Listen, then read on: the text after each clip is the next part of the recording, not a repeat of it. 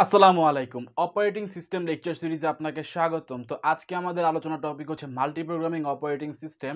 Previous lecture ভিডিওতে আমরা দেখেছিলাম ব্যাচ অপারেটিং সিস্টেম। তো সেখান থেকে আমরা আজকে আমাদের পর্ব শুরু করতে যাচ্ছি। ব্যাচ অপারেটিং সিস্টেম একটা ডিসঅ্যাডভান্টেজ ছিল, সেটা একটু মনে করে দিতে চাই। এই যে এখানে যে ফিগারটি দেখতে পাচ্ছি, এই ফিগারের মধ্যে হচ্ছে এটা হচ্ছে টোটাল একটা কম্পিউটার সিস্টেম যেখানে রয়েছে সিপিইউ এবং তার সাথে হচ্ছে এখানে মেইন মেমোরি বা র্যাম, র্যান্ডম অ্যাক্সেস মেমোরিতে অপারেটিং সিস্টেম ইনস্টল করা এবং তার সাথে সেখানে ছিল হচ্ছে ইউজার প্রোগ্রামের মধ্যে যে ব্যাচ ব্যাচ করে আমরা জব সেট আপ করেছিলাম, সে একটা ব্যাচ হচ্ছে আমরা এখানে লোড করে নিয়েছি, ব্যাচ 1। যদি আপনি প্রিভিয়াস লেকচার ভিডিও দেখে থাকেন তাহলে বুঝতে পারবেন। তো যদি প্রিভিয়াস লেকচার ভিডিও যদি আপনার দেখা না থাকে তাহলে অবশ্যই দেখে নিয়ে তারপর হচ্ছে এই লেকচার ভিডিও দেখা কন্টিনিউ করবেন। তো ব্যাচের যে ফর্ম ছিল, job 1, job 5, job 8, job 9, job 10, তাদের কাজ ছিল হচ্ছে এটিএম বুথ থেকে টাকা উত্তোলন করতে চাচ্ছিল তারা। তো তাদের এক ক্যাটাগরি হওয়ার জন্য হচ্ছে আমরা ইউজার প্রোগ্রামের মধ্যে এই কয়জনকে একসাথে দিয়ে দিয়েছি।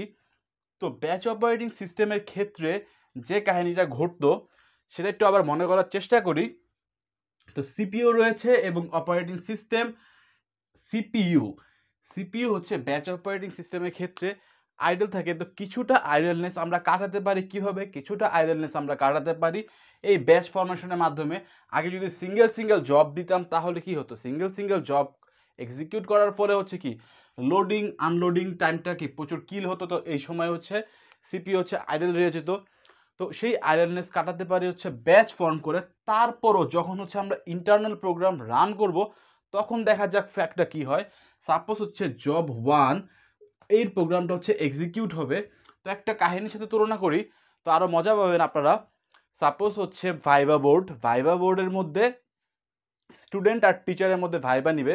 তো টিচারকে এখানে টিচার হচ্ছে সিপিইউ এবং স্টুডেন্ট হচ্ছে এই roll number 1, roll number 5, roll number 8, 9, 10, এই 5 জনের ভাইবা হচ্ছে টিচার বা সিপিইউ নিবে। তো ফার্স্ট কেস কি ঘটতেছে যে হ্যাঁ, টিচার বলছে যে স্টুডেন্ট 1, রোল নাম্বার 1 তুমি আসো। তো রোল নাম্বার 1 আসলো, আসার পরে ভাইবা নেওয়া শুরু করলো। একটা কোশ্চেন করলো, দুইটা কোশ্চেন করলো, অ্যাকচুয়ালি স্টুডেন্ট পারছে না, ঠিক আছে? তো স্টুডেন্ট একটুখানি এক্সকিউজ দেওয়ার চেষ্টা করলো যে স্যার আমি তো ওয়াশরুমে যাব। মানে হচ্ছে কি সে আউটপুট মিশনে যেতে চাচ্ছে, যে ওয়াশরুমে কি যে আউটপুট দিবে। তো এই সময় টিচার কি বলবে? টিচার বলবে আচ্ছা ঠিক আছে তুমি যাও। এখন ব্যাচ অপারেটিং সিস্টেমে কি কাহিনীটা ঘটতো?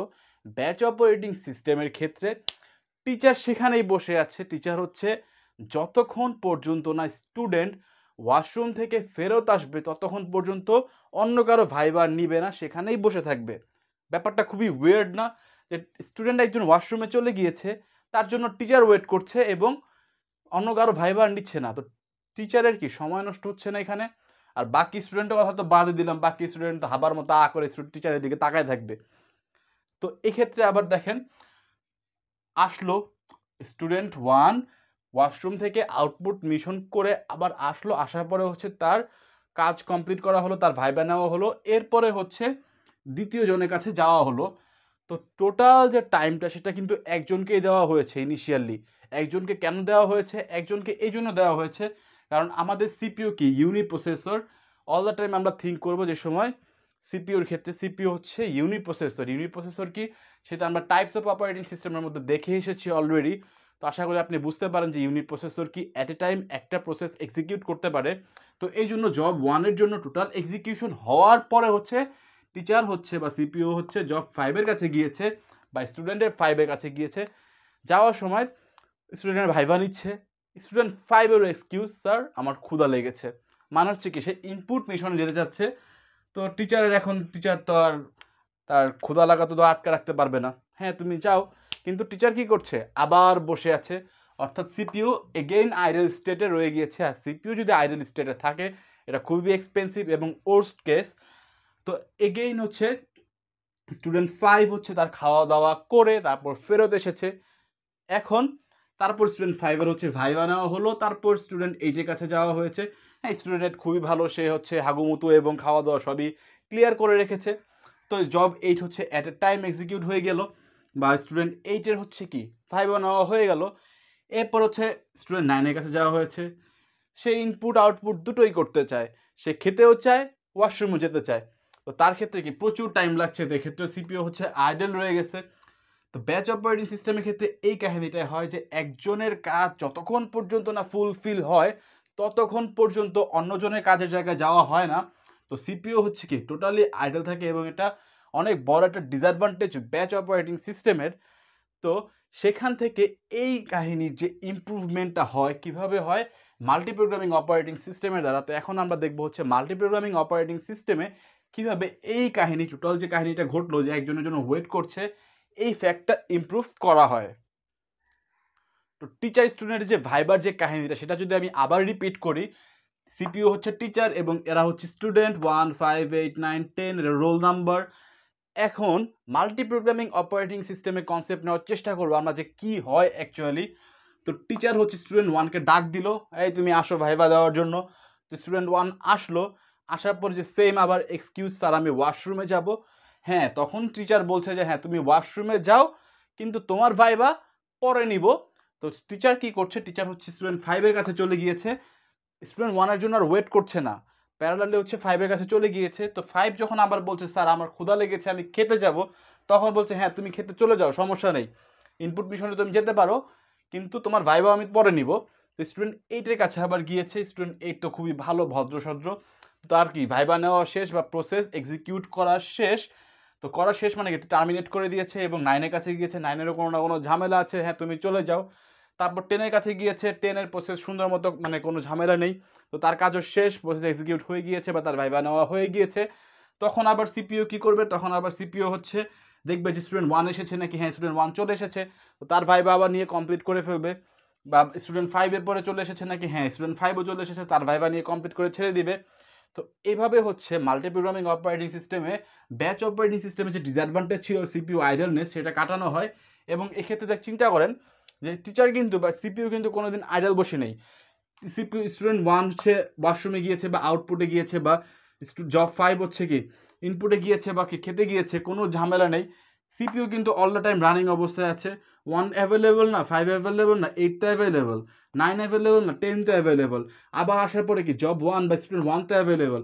তো এভাবে অল দ্য টাইম সিপিইউ কিন্তু আইডল আর বসে নেই, সিপিইউ কি হাইলি ইউজড হচ্ছে এবং এটাই আমাদের প্রয়োজন সিপিইউ ইউটিলাইজেশন। কারণ সিপিইউ যে সময় হচ্ছে ইউটিলাইজ হবে ঠিকঠাক মতো তখন হচ্ছে আমরা বেস্ট পারফরমেন্স পাবো, এবং সিপিইউ যদি আইডল বসে থাকে এটা হচ্ছে ওর্স্ট কেস এবং খুবই বাজে একটা অবস্থা। তো এই অবস্থার উন্নতি করা হয় মাল্টিপ্রোগ্রামিং অপারেটিং সিস্টেমের দ্বারা। এই যে আমরা বা সিপিইউ হচ্ছে বা টিচার জব 1 এর ক্ষেত্রে দেখলো জব 1 বিজি, তো আবার জব 5 এর কাছে গেল, জব 5ও বিজি, জব 8 এর কাছে গেল, জব 8 এর কাজ হওয়ার পরে আবার জব 9 এর কাছে গেল। এই যে সুইচ করছে একজন থেকে আরেকজন, একজন থেকে আরেকজন, এই সুইচিংকে বলা হয় হচ্ছে কনটেক্সট সুইচিং। তো কনটেক্সট সুইচিং কি, একটা জব যখন অ্যাট এ টাইম অ্যাভেলেবল না তখন আরেকটা জবের কাছে যে সেই জবটা এক্সিকিউট করাই হচ্ছে কনটেক্সট সুইচিং। যে একটা জব অ্যাভেলেবল না কিন্তু কি তোমার জন্য আমি ওয়েট করছি না, আমি আরেকজনের কাছে যে কাজটা করে ফেলবো, তুমি তোমার কাজ শেষ করে আবার ফেরত আসো।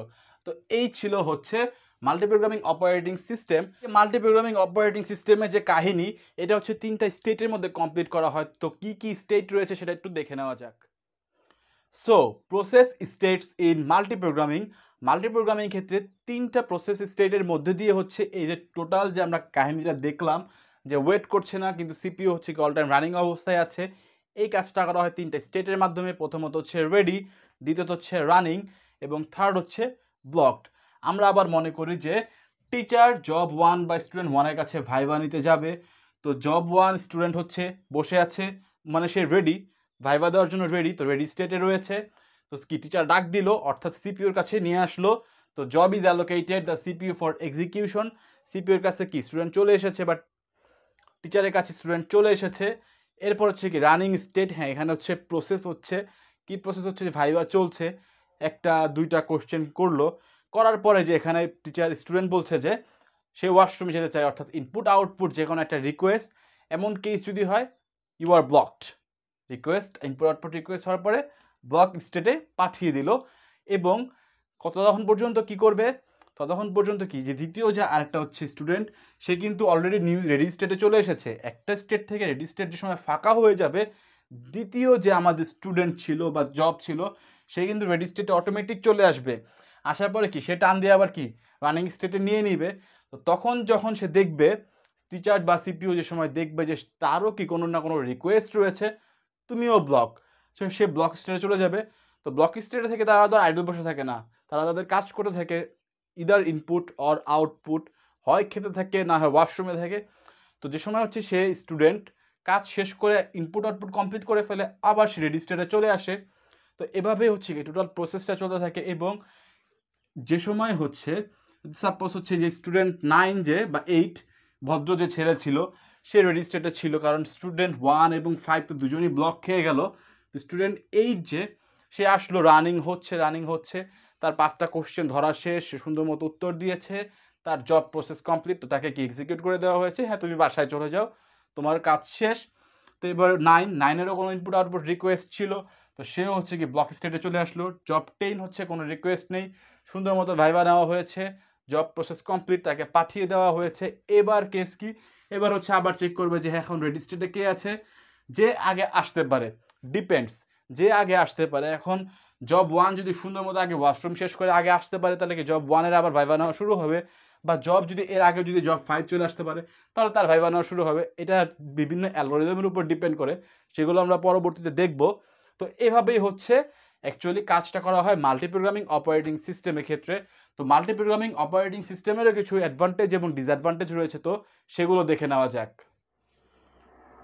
তো শুরুতে কথা বলি মাল্টিপ্রোগ্রামিং অপারেটিং সিস্টেমের অ্যাডভান্টেজের ক্ষেত্রে। মাল্টিপ্রোগ্রামিং অপারেটিং সিস্টেমের ক্ষেত্রে বড় একটা অ্যাডভান্টেজ হচ্ছে যে সিপিইউ কোনোদিন আইডল বসে থাকে না, অল টাইম কাজের মধ্যে থাকে। এবং দ্বিতীয় হচ্ছে প্রসেসের মধ্যে কি কম সময় লাগে। তো মূলত এই দুটাই হচ্ছে অ্যাডভান্টেজ। এখন ডিসঅ্যাডভান্টেজের কথা বলা যাক। ডিসঅ্যাডভান্টেজ হচ্ছে এই যে কনটেক্সট সুইচিং যে হচ্ছে, আমাদের কনটেক্সট সুইচিং কি, এই যে জব 1 অ্যাভেলেবল না জব 5-এর কাছে গিয়েছি, জব 5 অ্যাভেলেবল না জব 8-এর কাছে গিয়েছি, এই যে কনটেক্সট সুইচিং যে ছিল, এই কনটেক্সট সুইচিংয়ের ক্ষেত্রে পরবর্তীতে কোনটা আমরা আগে এক্সিকিউট করব বা রেডি স্টেটে কোনটা আসবে আগে, এই সকল ফ্যাক্ট আমরা কি করতে হবে পরে শিডিউলিং কোনো অ্যালগরিদমের মাধ্যমে হচ্ছে আমাদেরকে বলে দিতে হবে, যে একটু ঝামেলা কর। তো এটা একটা ডিসঅ্যাডভান্টেজ হচ্ছে মাল্টিপ্রোগ্রামিং অপারেটিং সিস্টেমের ক্ষেত্রে। এবং দ্বিতীয়ত হচ্ছে আরেকটা ফ্যাক্ট, তো এই যে জব 1 রেডি স্টেটে ছিল, রেডি স্টেটে থাকার পরে কি তাকে রানিং স্টেটে আনা হয়েছে এবং তাকে 2টা কোশ্চেন করা হয়েছে, এরপরে সে কি বলছে তার ওয়াশরুমে যেতে হবে। তো এই যে অর্ধেক কাজ হলো 2টা হওয়ার পরে কি সে ওয়াশরুমে চলে গেল। বা জব 5-এর ক্ষেত্রে আসলো, আসার পরে কি তার 3টা কোশ্চেন করা হয়েছে, এরপরে সে বলছে তার ক্ষুধা লাগছে বা সে কি ইনপুট অপারেশন নিতে যাচ্ছে। তো এই যে অর্ধেক যে কাজ করা হলো বা ফ্রাগমেন্ট করা হলো, ভগ্নাংশ হয়ে গেল, মেমোরি কি সেক্ষেত্রে কি ভাগ হয়ে যায়, অর্থাৎ মেমোরি কি ডিভাইড হয়ে যায়। এটা একটা বাজে একটা অবস্থা, যেটা হচ্ছে ডিসঅ্যাডভান্টেজ মাল্টিপ্রোগ্রামিং অপারেটিং সিস্টেমের। এই ছিল মাল্টিপ্রোগ্রামিং অপারেটিং সিস্টেম। আশা করি মাল্টিপ্রোগ্রামিং অপারেটিং সিস্টেমের কনসেপ্ট আপনারা বুঝতে পেরেছেন। কনসেপ্ট বোঝাটাই হচ্ছে মেইন। নেক্সট পর্বে আমরা আলোচনা করব মাল্টিটাস্কিং বা টাইম শেয়ারিং অপারেটিং সিস্টেম। তো সেই সকল ভিডিও পাওয়ার জন্য অবশ্যই চ্যানেলটিকে সাবস্ক্রাইব করে নেবেন। এবং আজকে যে আমাদের মাল্টিপ্রোগ্রামিং অপারেটিং সিস্টেম ছিল, এটা হাতে গুছানো নোট আপনি ডিসক্রিপশন বক্স থেকে পেয়ে যাবেন। তো ভালো থাকবেন, সুস্থ থাকবেন, এখানে বিদায় নিচ্ছি। আসসালামু আলাইকুম।